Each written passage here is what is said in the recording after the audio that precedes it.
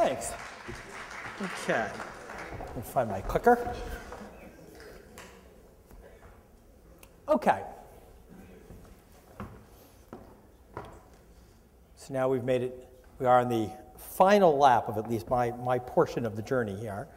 So what I want to do now, and I have to admit, we're going to move a little bit away from policy here, and we're going to focus on commercialization.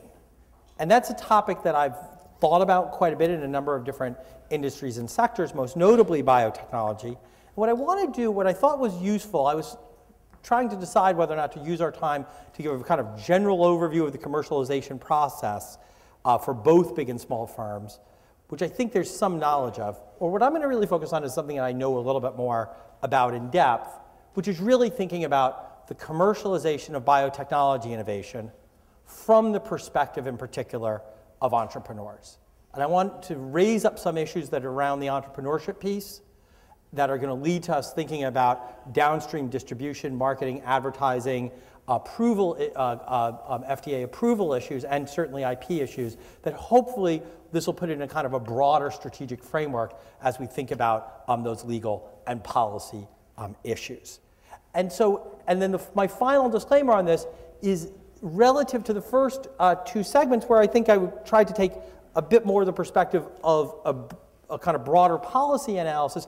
I'm going to try to give you a sense of how we would introduce this or consult or think about informing managers and investors on these topics rather than necessarily policymakers or lawyers. And so I just want to make that clear that we're really going to look at strategy here and what's more or less effective strategies in alternative environments. Okay, so how do we understand what do entrepreneurs do? Well, that guy on the right in the book, that's Joseph Schumpeter, whom probably many of you have heard of. And Schumpeter was, he should have been a judge because he wrote very beautifully, and he certainly wrote for a long amount of words. He among the many things that he wrote was a book called Capitalism, Socialism, and Democracy, which included his famous idea of the Gale of Creative Destruction. And the Gale of Creative Destruction is capitalism, which is always a good thing to talk about, is by nature a form or method of economic change that not only never is, but never can be stationary. The impulse that sets the capitalist engine in motion comes from the new consumer goods, new methods of productions, new markets, new forms of organizations that capitalist enterprise creates. This process of creative destruction is the essential fact about capitalism. And so, in some sense, what Schumpeter was sort of trying to get at, right, is this idea that innovation-driven entrepreneurship is not some sort of sideline business for the activity of economic growth, but it is the impulse that drives economic growth. And that somehow, at a very core level, what we're trying to do is create an environment, or what is this way, that an important fact about capitalist environments is that entrepreneurs are sort of putting pressure on established market leaders and entering markets through innovation-driven entrepreneurship. And indeed, what we see is that many industries are in fact marked by this gale of creative destruction. That we see that very often you see a company is able, or a firm is able to be a leader in one technology and improve it over its life cycle, and perhaps that technology reaches some particular physical limit. So for example, when Sony introduced and JVC introduced the VCR, in some sense, the VCR could only be so good. At some point, the technical limits of what a VCR could be are reached and are replaced by a new and disruptive technology, either the CD, or the DVD, or now even streaming video, right? And essentially, the idea is that it's very, very often that established companies, the people who are currently making money in the market, find it very difficult to make these transitions. Polaroid.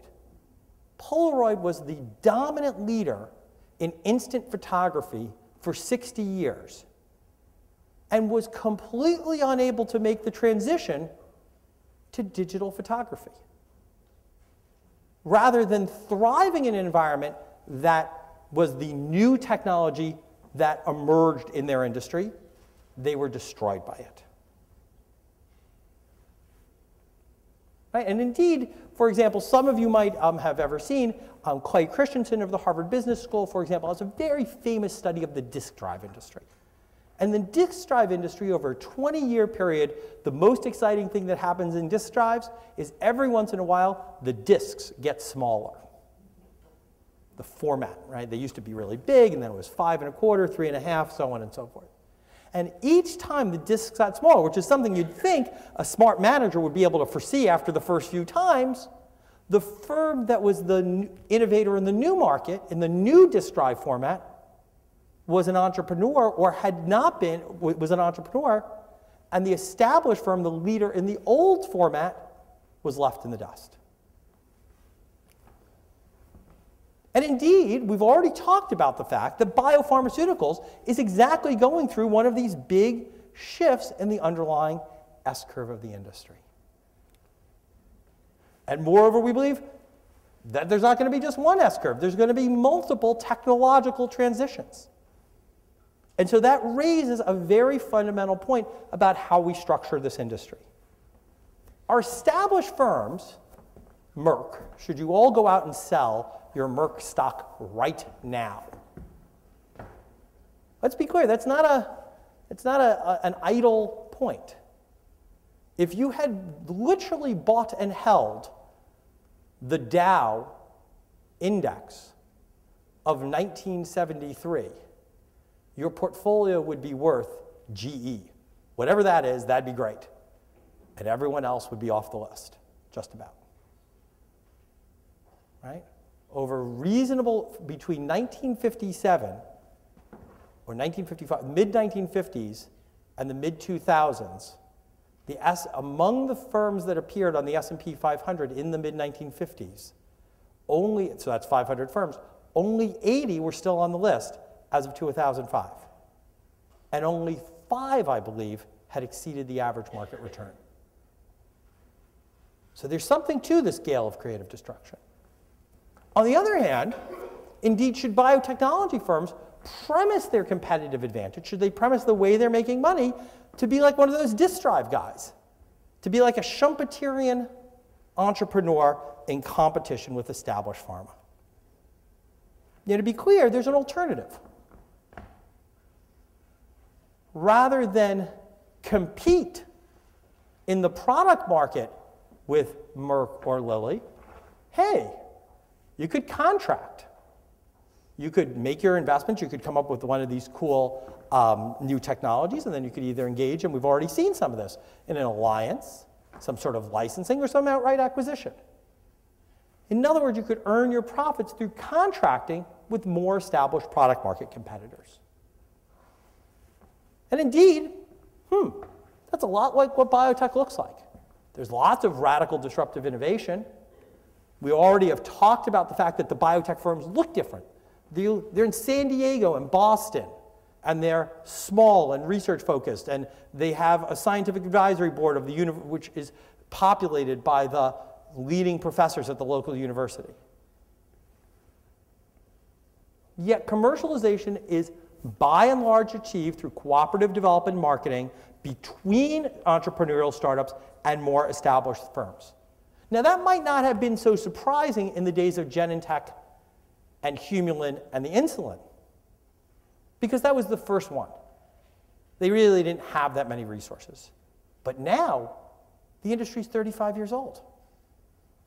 Yet we're still in a world where rather than decreasing the number of alliances between the big guys and the small guys, we see an increase over time. Okay? Essentially, the number of partnership deals grew exponentially over the last decade. So in other words, there seems to be a bit of a tension here. How should they bring their products to market? Should biotechnology firms raise money and build strategies based on entering the product market and competing with established firms? Or should they attempt to cooperate and make their profits via the market for ideas. So let's think, as usual, there's going to be some benefits, there's going to be some costs. So what are the benefits of commercialization? What's the benefit that a biotech firm really gets from commercializing via the market for ideas? And we've already talked about some of this in some detail. Let me make sure I understand what time it is. So the first is, very simply, you just avoid a lot of duplicative investment. So there's a bunch of costly marketing and manufacturing assets. We've already talked about some of those imitative R&D programs, right? So in other words, when you think about it, a biotech company, when they start doing clinical trials and they have to hire their first person to help them with that, even if they can go to an outside firm, they have no real experience and no real capability in doing that activity. But when you think in your own life, if you do an activity that you've never done before, there's a certain amount of learning and mistakes and trial and error failure.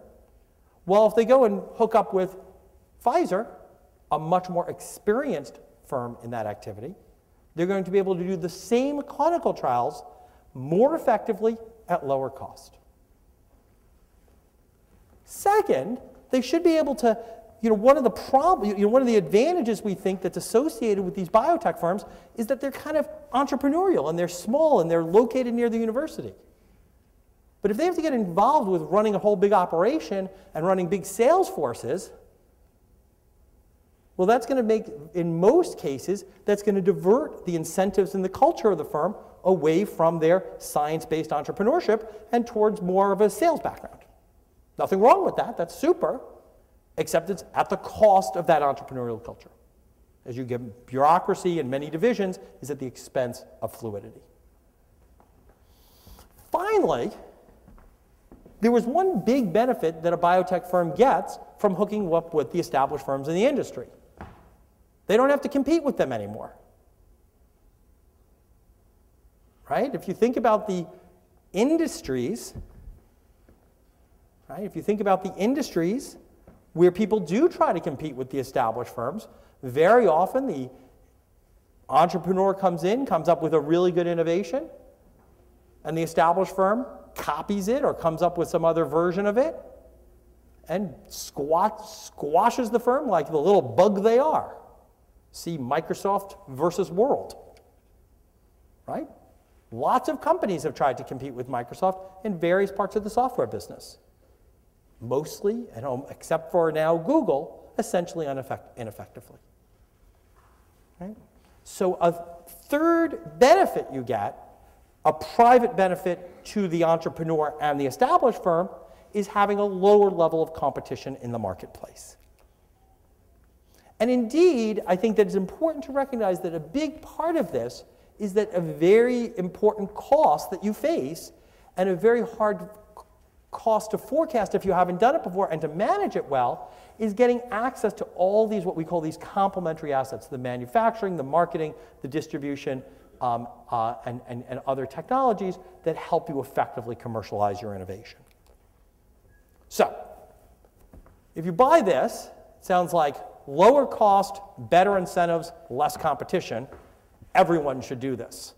Why doesn't every industry look like the biotech industry? And that's driven, right? So what makes trading? Why don't we really see markets for ideas? Why are markets for ideas so rare? And essentially that comes down to, right, and it is a kind of fundamental idea in economics, I think, is what we call the disclosure problem. So let's think about what's different about selling an idea versus selling a good over which property rights can be established. Really clear property rights, like if you have a car or a piece of fruit. So essentially, right, suppose, where's Henry? Henry has left the building. Suppose I had an idea that was worth, what's your name again? Yeah. What? Elaine, okay. Suppose I had an idea that's worth $1 billion to Elaine. It's not really worth that much to me, but it really is worth $1 billion to Elaine. But I don't have any intellectual property rights. How much should I pay? And suppose I go to Elaine and I say, listen, I have an idea that's worth $1 billion to you, if you're willing to give me half of it, I'll tell you the idea. Should she make that deal? Not on that information. But that leads to a very significant problem. So then I start telling her my idea. In fact, I tell her enough so that she really realizes that it really is worth $1 billion to her. Now how much should she pay me? 0, because she already knows it. So there's this problem. Figuring out the price for an idea requires transmitting information that intrinsically reduces its value in the marketplace. And that is a kind of too bad problem that economists and others and, and legal scholars, and I think a lot of people have been trying to grapple with for about many more years than that, but at least 50. And once again, you say, well, I know what we'll do. We'll go to the law. We'll use the law, contract law, for example, as an imperfect substitute for this problem. We could, for example, have some sort of non-disclosure agreement. Well, would Elaine want me to, I could then write a non-disclosure agreement that says, if what I say is valuable to you in any way, you'll give me $500 million. Otherwise, you don't have to pay me. We could write that contract.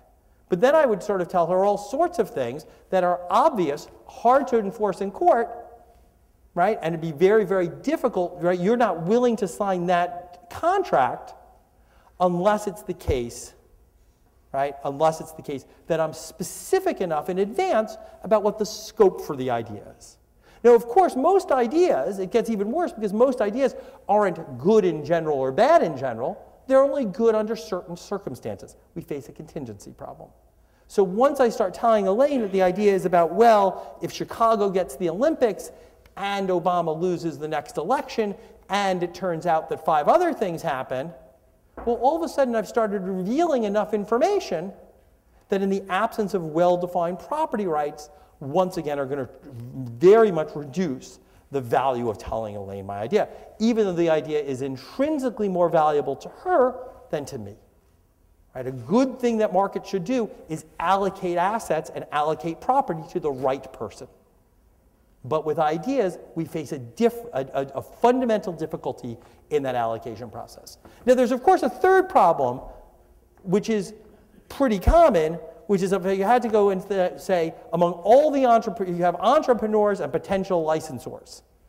Who's going to be more optimistic about who thinks it's worth $1 billion and who thinks it's worth $10 million? Right? So the entrepreneur goes in and says, I'm going to change your industry. And the grumpy licensing executive says, I think it's worth $10 million maybe, if things go well. And we're nice. Now, of course, that's strategically in that licensor's interest to say that as well. Excuse me, licensee's interest. Right? And so the problem is that trading in an ideas market is really quite difficult. So for example, just to give you an idea, it's very rare that one studies something and then they make a nice Hollywood movie about it. But last fall, a movie that is really quite a beautiful movie called A Flash of Genius came out, which covered the case of Bob Kearns and the intermittent windshield wiper. Okay? This was a very important case, and in patent law, it really got people kind of thinking about these issues. So Bob Kearns came up with the concept of the variable speed windshield wiper. Okay? So when you think about it, it's a really good idea.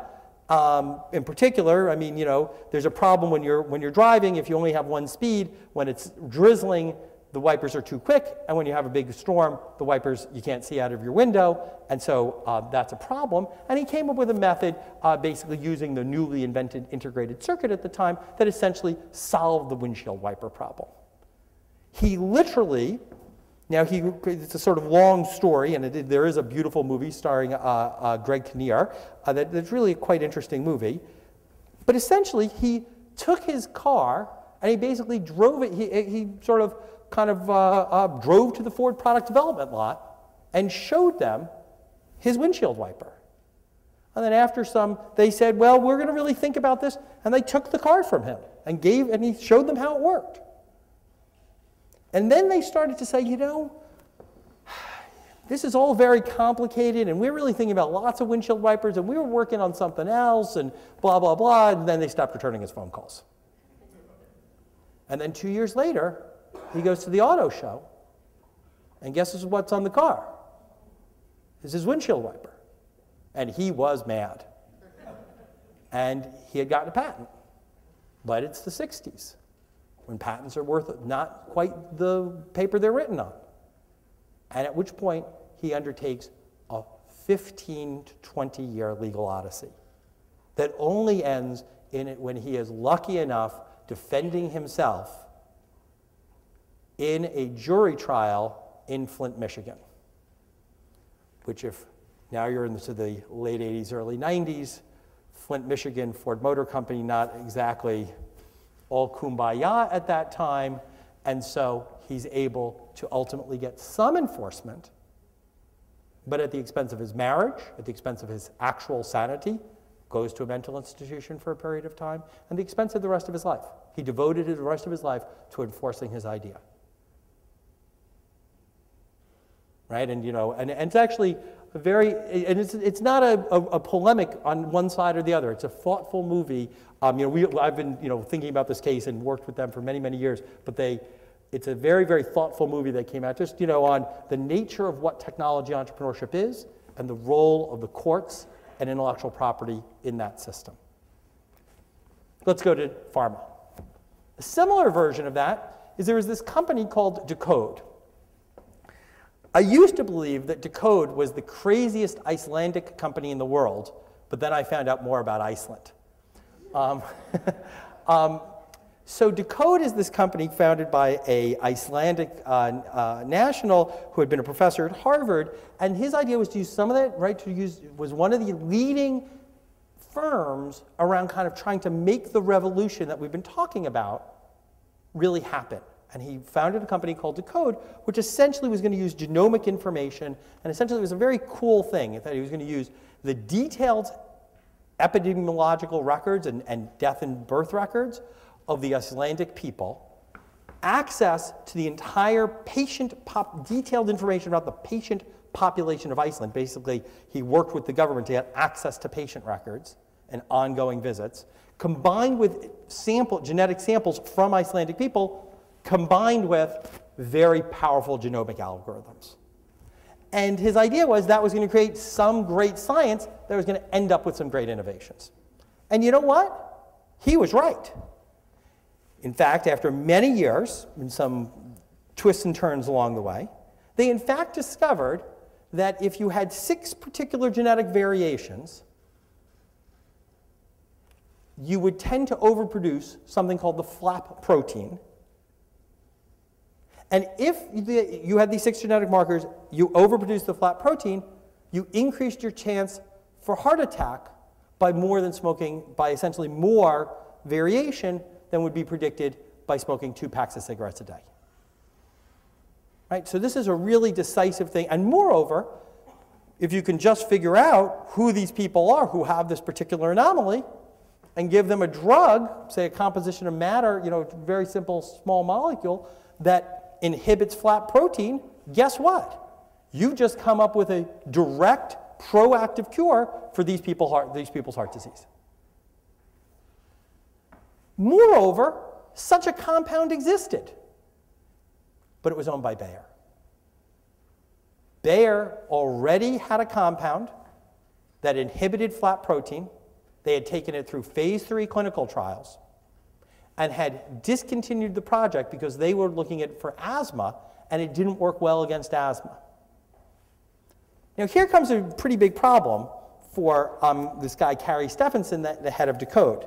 If he goes up and says, listen, we've discovered a great use for your patented drug, who benefits from that? Bayer. This is Bayer AG, the German Bayer. Luckily for Carey Stephenson, his reputation as an insane biotechnologist was well grounded.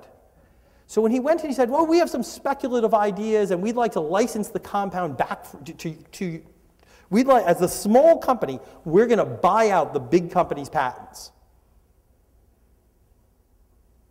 And they did that. As soon as they did that, they then revealed back to Bayer what they had actually found, because their scientists really wanted to get it into the literature anyway.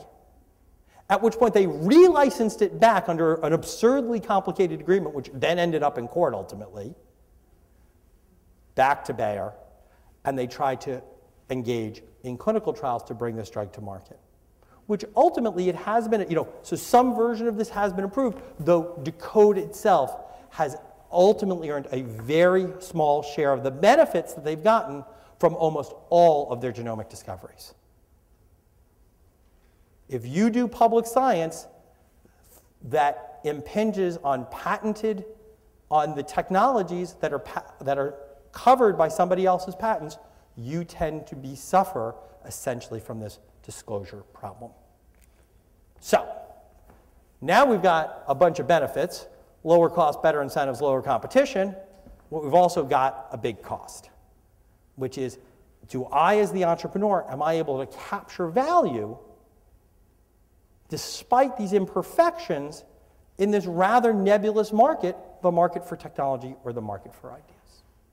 And essentially what we want to think about is, how does a biotech firm choose how to develop that value chain we talked about, depending on the commercialization environment in which they find themselves. So essentially what we want to do is to maximize both the size and the share of the innovation pie.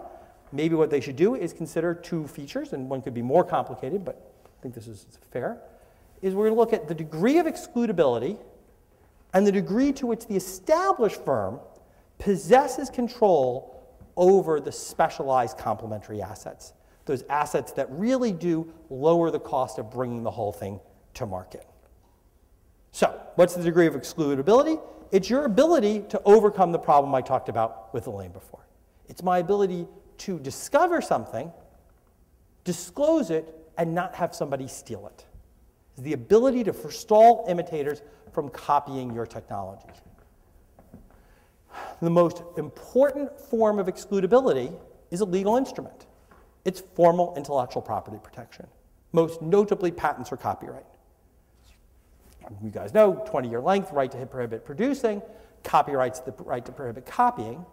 Note, though, that in some settings, for example, the software industry, it's actually also an ability to, it could be based on your ability to reveal something, but people not to realize the secret sauce under it. So for example, in some genomics companies now, for example, the founder of Google got married, and his now wife, she's a biotechnologist, and she's founded a company called 23andMe.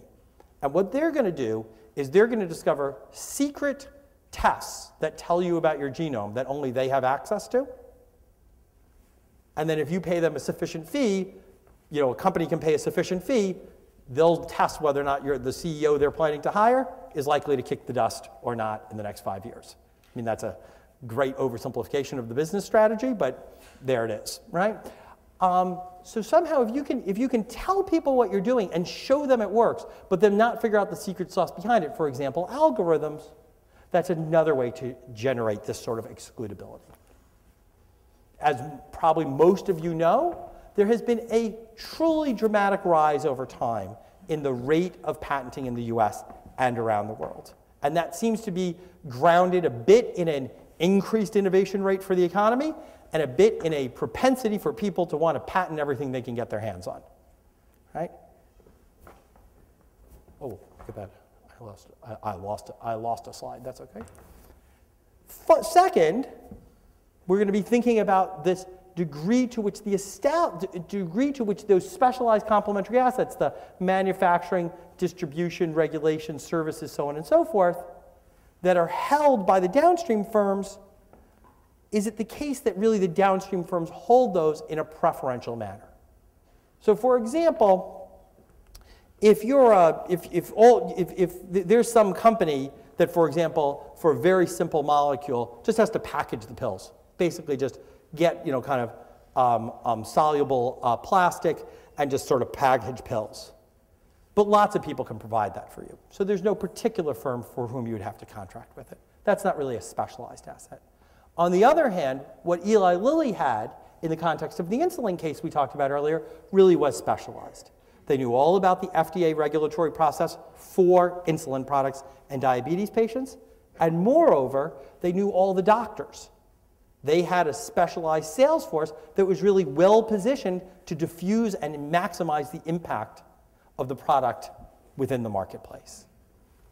And in particular, many economic models, kind of simplest models that you might see in expert testimony, might abstract away from the importance of the cost of actually commercializing the product. But it's important to recognize that there are very often big differences in the costs for different players, for example, the established firm for the entrepreneur, to really be effective in the marketplace itself. So we've already talked about Genentech's synthetic insulin. Another example you could think of, for example, is iPod, right? Steve Jobs develops the iPod, and he needs to work with a bunch of content owners who own the complementary activity. They own all the content for the songs. What he was able to do, particularly in his role as the head of Pixar, so he sort of knew these people, he said, listen, there are 6 music companies, and he told every single one of them, all the other 5 people are on board with my plan. And if you want to be the holdout, you feel free, but you're not going to get the same terms once this thing becomes successful. Right? So he was able to play off multiple players in order to achieve a deal for the industry. Just before we kind of get to the actual strategy choice, it should be fairly straightforward what's going on here. One big theme that should have come through, at least in part, is that a lot of the value associated with the biotechnology revolution is not going directly to biotech firms. Okay? And one reason for that is that they exist in a commercialization environment where there are strong and specialized complementary asset portfolios held by the relevant downstream players in pharma, medical device, or the agricultural biotech sector. So, let me just make sure I understand the time. Okay? So, how do biotech entrepreneurs choose among commercialization strategies? So, essentially, you can imagine that you ask kind of 2 key questions. First, can the invention by the startup preclude effective development by the incumbent? Essentially, do you have a high degree of excludability? And do the incumbent's complementary assets contribute to the value proposition from the new technology? And so what we get is the following. Is that imagine you're in an environment where intellectual property rights are relatively strong, and there's all these complementary assets. There's all these sunk, hard-to-access assets that are really held by downstream players in the industry. Then what we should expect is that the right strategy, the right thing to do if you're trying to maximize the profits of your biotech firm and deliver a return to shareholders, is in fact work cooperatively with those established firms. Right? So that pattern we see in biotech is not some anomaly of the biotech industry. It's grounded in the environment in which biotech is in, the legal, institutional, and policy environment. In contrast, if we're in an environment where there's very little intellectual property, and it's pretty easy to get access to the downstream complementary assets, for example, the disk drive industry, the downstream firms don't have much to offer you, and if you told them what your good idea was, they'd steal it from you. So your only way of entering the market is sort of come in kind of stealth mode, kind of, have them kind of stay small for a while and kind of build things up and hopefully develop your market before the big guy notices that they've lost the market. And that's exactly what we see in places like the disk drive industry, in digital photography, so on and so forth. Now, unfortunately, for many entrepreneurs, and even in many areas of the biotech industry, what we see is that they have some patents, but they're more like these probabilistic lottery ticket patents. Maybe they're good, but it's going to be $10 million later to find out. $8 to $10 million to run a full patent litigation these days, right? So, on the other hand, it really would be more effective to work with the downstream firms in the commercialization process. Then you're in one of two situations. This is sort of the situation that our windshield wiper guy faced. He had a relatively weak, at least when he made the decision, a relatively weak patent position, yet even gotten his patent. And certainly just because you have a good idea for windshield wipers, you're not going to build a car company. In fact, no one can build a car company these days. But there you go. So in that situation, you're either going to you're just going to get things are going to get stolen from you. You really have very few options. Or it might be the case that the established firms themselves have a reason and a rationale to work with you. And in fact, to kind of overpay, to not steal from you, to not engage in that strategic behavior. And the reason is to enhance their reputation with other technology entrepreneurs. So for example, Cisco Systems, right, which is a company many of you probably have heard of, Cisco Systems really does very little of its own research. It basically has a big, essentially a sign on its front door that says, if you come up with a great idea for Cisco Systems, and we like you, and you make your way through our process, you end up with $300 million at the other end. And basically, they get to cherry pick the best of the networking entrepreneurs in Silicon Valley and elsewhere. And they've been doing that process for now 15 years. Once again, with relatively little focus on their own internal research, and they'll do all the development and commercialization from good ideas. And any one transaction, they could have undertaken the kind of expropriation that we saw in the case of Ford versus Mr. Kearns and the windshield wiper. But instead, they choose not to do so in order to be the preferred source, the preferred destination for these entrepreneurs.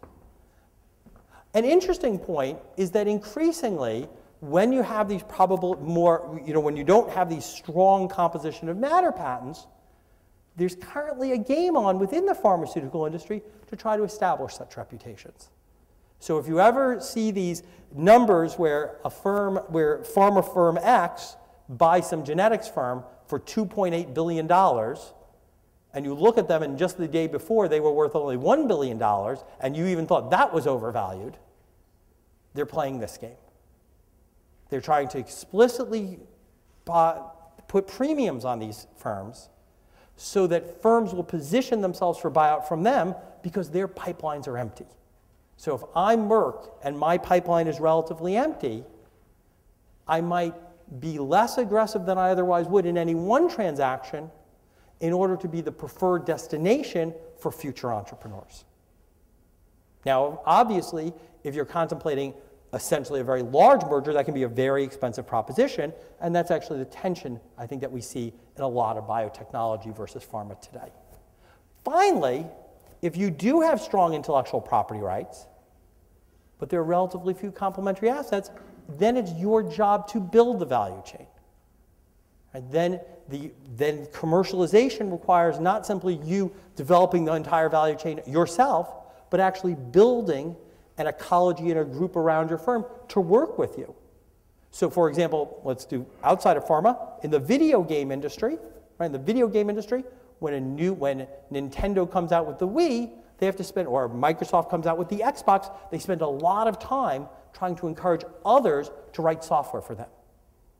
Or when Apple comes out with the iPhone, they open it up to the applications developers and they come up with a royalty sharing arrangement. In the context of the pharmaceutical industry, we see a whole bunch of firms in genomics who are trying to create platforms for genomics research. And most of them have been unsuccessful in moving beyond essentially unsuccessful and moving beyond their own ability to develop that platform versus really creating an effective value chain of which they have the strongest bargaining power. Okay.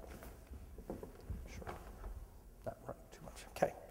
So, that just, look, we found all of our industries. And so we did some work on this several years ago, and we did this work several years ago, and one of the things we see is that there's a fairly striking evidence, and we did a whole bunch of studies, this is just a very, very summary picture, of looking at essentially hundreds of technology entrepreneurs in different industries, some just looking at the biotech industry, some looking across many industries. And what you find is, for example, in this study, what you find is that when you don't have access to patent protection for your invention, and it's relatively costly for you to essentially a certain share, it's certainly a multiple that it would cost, excuse me, when the cost disadvantage you face of commercializing yourself is relatively low, we see most firms choose to compete rather than cooperate. However, if you add a patent to the picture, or if you add a more expensive complementary asset position, you more than double your chance of cooperation. And if both are in place, you almost double it again. And moreover, the firms in this study that were trying, that essentially were in the position where they had intellectual property protection and it was costly to enter the market, most of them were seeking cooperation in a number of ways. They felt that they would get a higher return from that. And we, in fact, studied that dynamically, and they did. Okay? So now, the last part of this, and I think this is going to kind of come back to some of the themes we've already described, is I'm going to talk a little bit about how the dynamics of this process, and then put a little bit of what role law, and in particular, legal resolution play on this. So how do I actually implement? Suppose I was planning to do one of these cooperation strategies, how would I implement? So basically, you face a pretty big trade-off. On the one hand, when you ask, why do universities not make too much money from technology? And the answer is, it's at a much too early stage. There's just too much uncertainty. So it's probably hard to see this. He says, he has a little square there. He says, I call my invention the wheel, but so far I've been unable to attract any venture capital.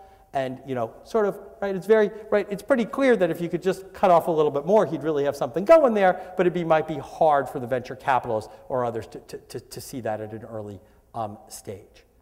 On the other hand, and this is probably the sin that you see much more, or the mistake you see much more in the context of the biotech industry, is that you see a lot of firms put a huge premium on control. And that might be because the CEO of that company wants to run a big pharmaceutical company. And so, for example, the CEO of Genzyme, which is a reasonably sized and a reasonably successful biotech company, is quite upfront that that's his objective. The problem with that is that our other presentation suggested drug development is very hard, very expensive, and very risky. And so what you end up doing is very often what Genzyme has done is they've had to develop something through, say, a phase 2 clinical trial, had it fail, all of a sudden their stock market investors all abandon the firm. Now their stock plunges, and now they're in a very bad bargaining position, having wasted a lot of money, and they have to now go seek out a partner under very disadvantageous terms. Okay? So just to give you one example of that, okay, that over there on the bottom, that's Martha Stewart when she took her little trip to the jail a few years ago, you might remember. And remember what was behind that case. It was an insider trading case. I mean, I don't even think it was quite even an insider trading case. It was like a obstruction of justice case ultimately, right? But what went wrong? She had a buddy who was running a biotech firm, which had decided it wanted to become some massive pharmaceutical firm, even though no one in the firm, literally no one in the firm, had any experience ever having run a clinical trial. Not surprisingly, everyone was shocked and surprised when the FDA came back and said, your clinical trials aren't up to snuff, try again. And so then what happens is that they all get very worried, and so they run and they start telling their friends, some of whom dump the stock, perhaps Martha, perhaps not, depending on how you read the case and the evidence. But the key point is that poor Martha's trip to the jail, which I guess she's kind of recovered from in a number of ways, but the key point is her trip to the jail was actually grounded in this actually relatively systematic pattern we see. Overextension by biopharma too far into the clinical trials process, before the firm has sort of scaled up and had enough experience kind of commercializing stuff, failure followed by recontracting with a more established firm on disadvantageous terms. So when in fact should we cooperate? How do we deal with this too early versus too late pattern? And one answer to that is essentially you're going to really face a series of choices along the value chain, phase 1, phase 2, phase 3, and you can essentially apply this basic same framework at each stage. Now, the last part, though, about timing is that it really depends. I mean, ultimately, the timing of cooperation is grounded in your bargaining power and your ability to have those property rights and those ability to essentially be able to disclose and overcome that disclosure problem. And we've already said that the best way to overcome that problem is a strong patent. That'd be one real good way to get over this. Here's the problem. It takes a really long time to get a patent, to have a patent granted. So from the time you make your invention till the time the patent is granted, your innovation is effectively in limbo because you have no rights. Right? In Europe, you have a very, very limited backward-looking right during the course of patent pendency. But essentially, in the US, you have no rights, and moreover, you don't know what you're going to get because you're having some negotiation between your lawyer and the patent examiner, and your lawyer who wants to, presume, so the lawyer of the entrepreneur says, you're getting a very broad patent, pay me more fees. The examiner maybe is in a good mood or a bad mood, thinks it's a good claim or not. And so we went and did a study of looking at several hundred firms, all of whom ultimately received a license. And once again, this is across several industries, though a relatively big share is biotech, and the result is true in biotech. And what we did is we looked at how likely it was among those firms that they actually were able to essentially consummate, to actually get their first license on their product, depending on whether or not they had received the patent grant or not. And what we found is that there's a dramatic escalation in the likelihood of achieving a license, of getting that license, of signing and executing that license in the 1 year from essentially when you know your rights for certain, or as certain as it is in the absence of explicit litigation, till about a year after that. And now think about that. There's a big body of evidence that there's lots of random stuff that changes how long it takes to get a patent. But what you see in this environment is that the effectiveness of the commercialization process, and thus the productivity of research and commercialization and investment and its return, depend critically on the speed of the institutions and legal issues around the patent right and your ability to get through the patent office. So, we started, if you might remember, looking at the HIV/AIDS virus. And the question is, hopefully, this is what we're trying to solve.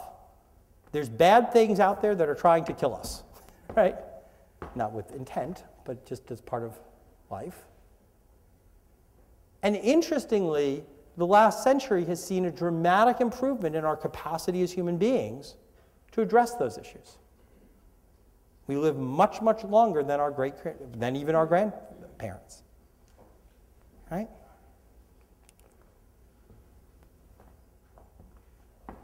So with that said, let me come back to these last thoughts, is that ultimately what we see is that in an environment, let me say it this way, is that that very often people think of the pharmaceutical industry and the benefits we're likely to get as if the scientists work it out, everything else will work out.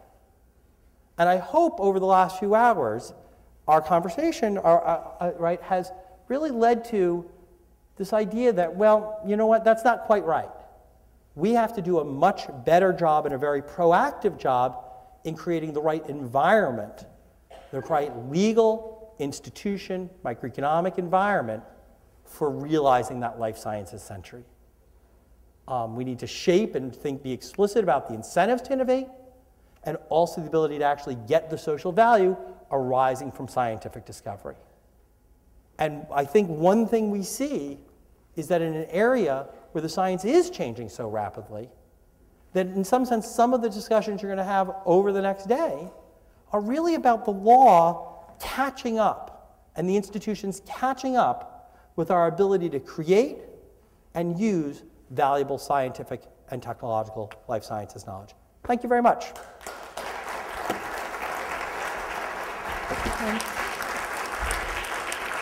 We do have time for probably 2 or 3 questions for Scott, if anybody would like to ask them. I do that. Well, if not, we can also head over to the... oh, I'm sorry. Oh.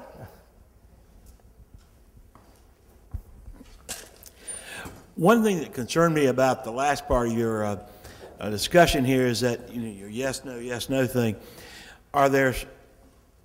Should we be concerned that there's some biotechnology firms that want to be bigger but can't be bigger and make mistakes here and there, that there may be some discoveries out there that would make great breakthroughs in how we can be treated for disease that never go anywhere because of the lack of savvy of how to get them out there, and therefore we never know about them, or they're sitting there and people know about them but we don't know about them?